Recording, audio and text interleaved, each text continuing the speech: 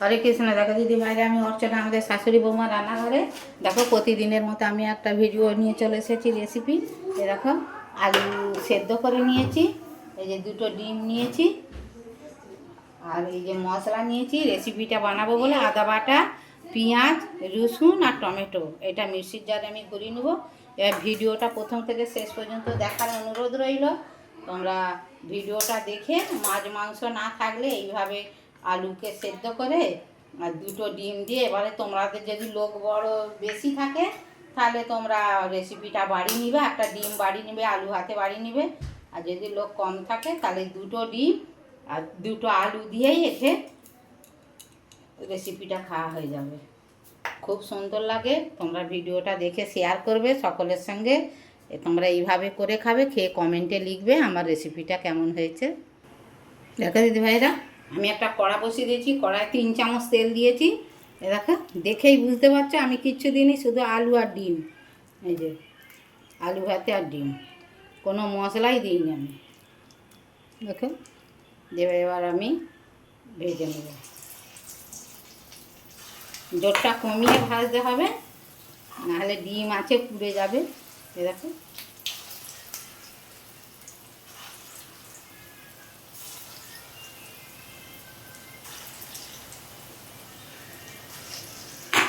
এটা একগুলো ভাজা হয়ে যাক, হয়ে যে তোমাদেরকে আবার দেখাবো।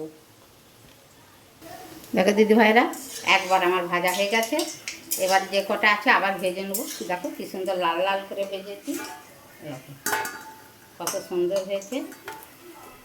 এইভাবে ভাজাও খাওয়া যাবে, আমার নাতিরা ভাজাই খাবে, তারা ঝাল খায় না।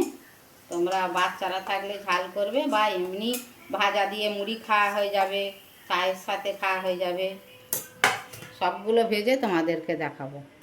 দেখো দিদি ভাইরা, ডিম আলুর বড়াগুলো আমার সব ভাজা হয়ে গেছে। আমার নাতিরা খাবে বলে ভাজা তুলে রেখেছি। এবারে আমি রেসিপিটা বানাবো, তোমাদেরকে দেখাবো।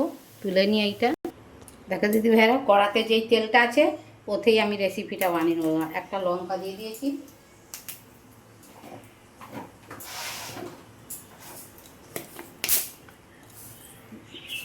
দুটো কালো জিরে দিয়ে দিয়েছি। দেখো, দুটো সুন্দরী পাতা দিয়ে দেবো।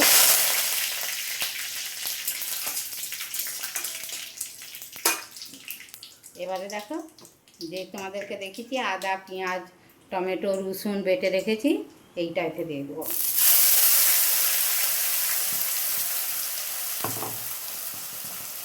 তেলটা আছে, তেল এতে আমি কালারের জন্য লঙ্কা গুঁড়ো দিয়ে, লাল লঙ্কার গুঁড়ো দিয়ে দেবো।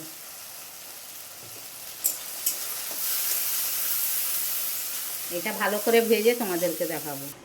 আমি গুঁড়ো মশলা কিছু অ্যাড করবো। দেখো, ধনে জিরে গুঁড়ো আমাদের একসাথে বানানো আছে, দিয়ে দিয়েছি। ধনে জিরে গুঁড়ো, একটু হলুদ দিয়ে দিয়েছি,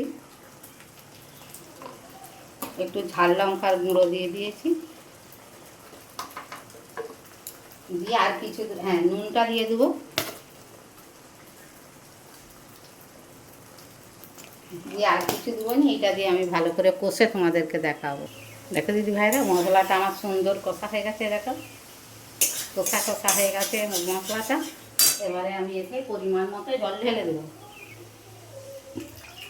একটু ঝোল ঝোল রাখবো মাখিয়ে খাওয়ার জন্যে। গ্রেভিটা ফুটে গেলে তোমাদেরকে দেখাবো। দেখো দিদি ভাইরা, ঝোলটা আমার ফুটে গেছে। আমি একটুখানি গরম মশলা দিয়ে দেবো।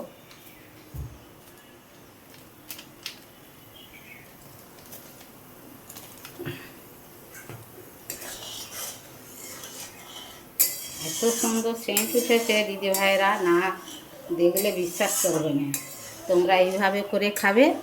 আমার রেসিপিটা দেখতে দেখতে তোমরা একটা লাইক দাও, কমেন্টে লিখো কে কোথা দিয়ে ভিডিওটা দেখছো, আমার ভিডিওটা কেমন হয়েছে, তাহলে আমাদের ধন্যবাদ জানাতে সুবিধা হবে। দেখো, এবারে আমি ভাজা বড়াগুলো দিয়ে দেবো।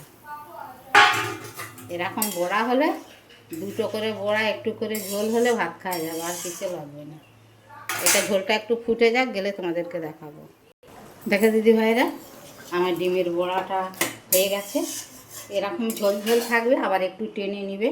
আমি এবারে ঢেলে নেবো।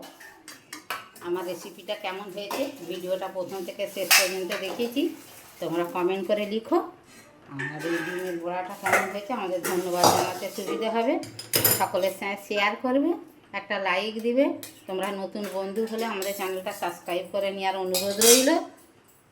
তোমরা সবাই যে যেথা আছো ভালো থাকো, সুস্থ থাকো। হরে কৃষ্ণ, রাধে রাধে।